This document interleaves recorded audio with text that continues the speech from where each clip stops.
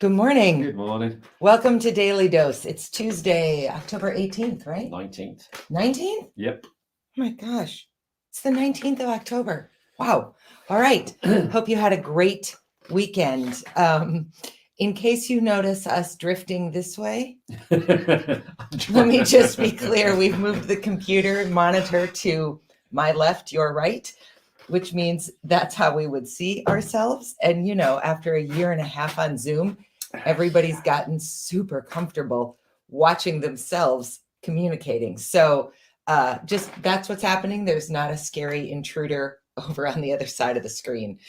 Good morning, good morning, good morning. I hope that you enjoyed our conversation with First Lady Catherine Burgum last week. I thought she was incredible. It was fantastic. She was so generous with her time and her story. And wow. Just if you didn't get a chance to watch it, be sure and go back. And let me just say that we are reminding you that you can still get free tickets, either virtual or in person, to the next Monday, October 25th, Recovery Reinvented Conference, where I'm going to be talking just a little bit, a brief 3-minute interlude kind of about our story from my perspective as the spouse, mostly because Dr. Mary has to teach and can't join us. But our good friend Julie Blem, who is a previous guest, and I are going to go for the day. And it's interesting, a number of past guests will be there. Jonathan Holt is speaking. Dr. Grant Severson is speaking.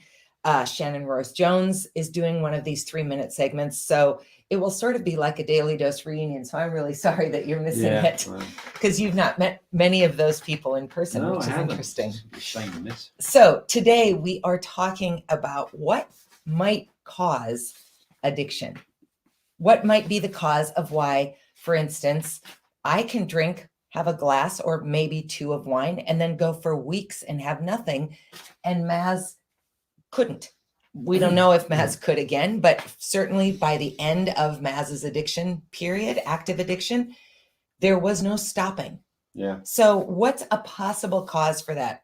I'm reading the book, What Happened to You, by Dr. Bruce Perry and Oprah Winfrey. That is going to get I'm really, really curious to know if you have read this book, because wow, it is not an easy book.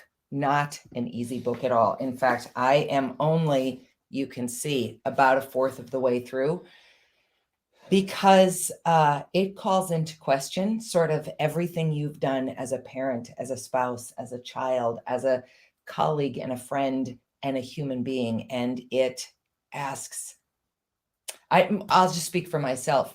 It has brought out all of the areas that I failed as a parent. It has been really hard to read. So I don't think you failed as a parent. I had moments of failure as a parent. Let's go with that. Yes, I did not fail as a parent. Quinn is quite a successful product. And he looks forward to talking to you, especially, and to us. Okay, that's kind. But the reality is we all fail in our relationships because they're happening in the moment, and we can only respond as we respond in the moment. So the book is hard, to put it mildly, but there's a section of the book where Oprah Winfrey says that one of the most powerful conversations she ever had was with the actor and comedian Russell Brand, talking about his journey with addiction. So I'll just hand it over to you, Dr. Mary. And remember, if you have questions or comments, you can type them into Facebook, YouTube, or LinkedIn, and they'll show up here. And so we'll be able to address them. Go ahead. So during this conversation with Oprah, she asked Bruce Perry about, people he'd worked with. And one of them was, as Dana said, Russell Brand. And in that interview, they were talking about Russell Brand's, they refer to it as his problem, referring to his drug and alcohol addiction.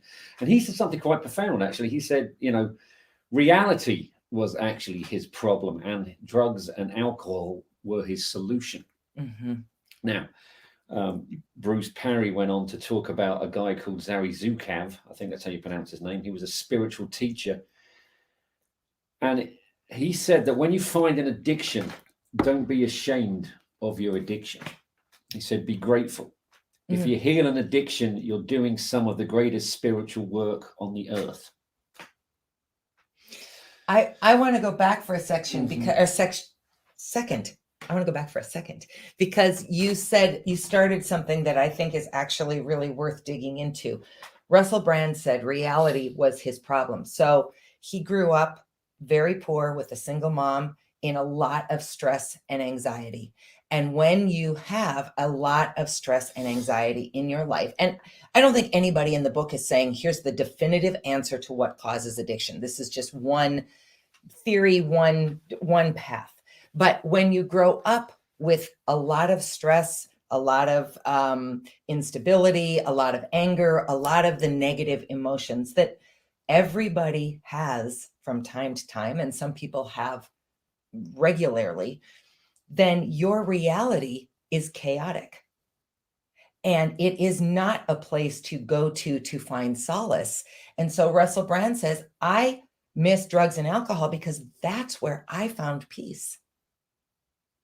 So did I jump right ahead? Yeah. I'm sorry. I can't ever tell with you because you just skip along. So I'm sorry. You say some things now.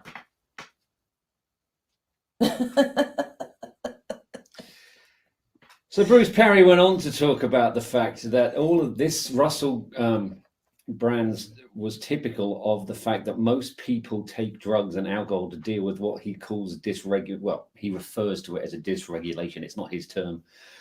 And what a dysregulation is, and this is something I learned about in rehab, because until I started listening in rehab, I had never heard of that word, nor did I know what it meant. No, I hadn't heard of it till I read the book. It is a poor ability to manage an emotional response. Most people just deal with emotional responses. Well, I'm not going to say normally because that's a terrible word to use in a phrase like this. But if you can't deal with an emotional response because it affects you, you start suffering from depression, anxiety. You feel alienated. You get angry all the time. You self-harm. You have dysfunctional relationships, interpersonal relationships, and ultimately you turn to substance abuse. You can. So if you grow up with unpredictability, chaos, ongoing threats, which leads to an altered stress response, which becomes a dysregulation, even in the absence of any dramatic trauma, you do start thinking in the mindset of a dysregulation. And to make yourself feel better, you self-medicate, which invariably leads to taking drugs and alcohol. And that's what happened to Russell Brand. He never grew up in a violent home. He just felt, because his mother was anxious about basically living on the poverty line, that anxiety seeped into him. So just as a side note, since some of you know, but not everyone knows, I was a young single mom. We lived in income-based housing for 9.5 years. There was a tremendous amount of anxiety and stress that I felt around being the sole caretaker. And we had a lot of assistance. I had a great family. Quinn's dad is sort of in the picture. You came into the picture. So I was not as at risk as a lot of single moms are, but there was still tremendous stress and anxiety. So you can imagine, as I'm reading this, I'm thinking, oh my gosh, what did I pass off to this little human who was living with me in this stressful environment? But it's not as worse because you always managed to find things that Quinn needed. He never went hungry or cold. No, we were safe and ate well and had winter clothes. Yes, we were not. We did travel. Yes, yeah. We don't need to explain all this. The reality is that we were poor, and that's stressful. Anyone who grew up around some level of poverty knows how stressful that is. So Bruce went on to talk about that dysregulation. He said, now what a lot of people think about that is other forms of dysregulation is what people have heard of. If you have a parent who, is suffering from stress themselves. They can't get a job. They're not qualified enough for something. They're suffering from racism, sexism, genderism, all of this stuff, and they start to drink. That dysregulation bleeds into the child who thinks, well, I'm a bit stressed. Oh, I'll tell you what I can do. I can have a drink. And that's another pathway down to addiction. And then, of course, if there is any violence or trauma in a family history, that also leads to it. But actually, just being around stress can lead to a dysregulation. I think that's what a lot of social scientists and psychologists and psychiatrists are worried about with COVID-19, because it is disrupting a lot of lives. And Bruce, adding a lot of stress. Yeah. I mean, I actually see it myself in some of the students we've got at work now. They seem to have the inability to do anything because they're afraid of making what they think is a mistake. Yeah, I don't think that's just COVID, but I would agree. So Bruce went on to talk about another thing I never heard of before. I love that you're calling him Bruce. Like Bruce is our good friend. Yes. Well, it could be. We can, if he sees this, he might want to come on the show. You have an open invitation, Bruce. Yeah. So if you know Bruce, hit like and subscribe and let him know. There you go. All right, keep going. What was I talking? Oh yes, the reward bucket. I love this bucket. Oh, or as my mother would call it, a bucket. A bucket. Yes. Dana, we have a very low-tech visual aid coming on here. Where did you go? Keep talking. I'll 64, find it. 63 and 64. Oh, 62 and 63. There we go. Okay, talk, Dr. Mary.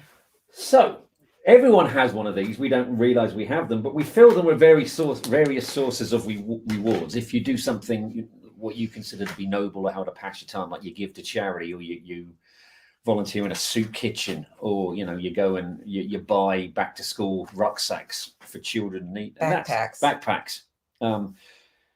That gives you a feeling of well-being. However, it's not permanent, so you always have to go back to fill your reward bucket. And drinking and drug abuse is the same thing, because you're feeling alienated and painful, and you can't relate to someone. You self-medicate by taking drugs and addiction, and you feel better for a minute, but it doesn't last long. So you've got to keep going back. And the more you go back, the more you have to take to start feeling better. And that's where your addiction and your fall into drug abuse and alcoholism can actually come from. Can I give a regular example that's from the book that I do not see anywhere on your notes, so I don't believe it's going to be discussed? Potato chips. So potato chips, I could give two hoots if I never eat a potato chip again for the rest of my life. But I am in the vast minority. Many people love potato chips. So think about walking into someone's home. You're going to a party at their house, and you see a big bowl of potato chips. You eat one potato chip. How long does that one potato chip satisfy you for? Approximately 7 seconds. I mean, I'm just making that up, but it's brief. It's a brief sort of, and then what do? You reach for another potato chip and another and another, and pretty soon you've eaten 14 servings of potato chips or chocolate or fill in the blank. So what's interesting about this is that I think is very relatable to people who might have a hard time understanding, well, how in the world do you drink past that point where you no longer feel good?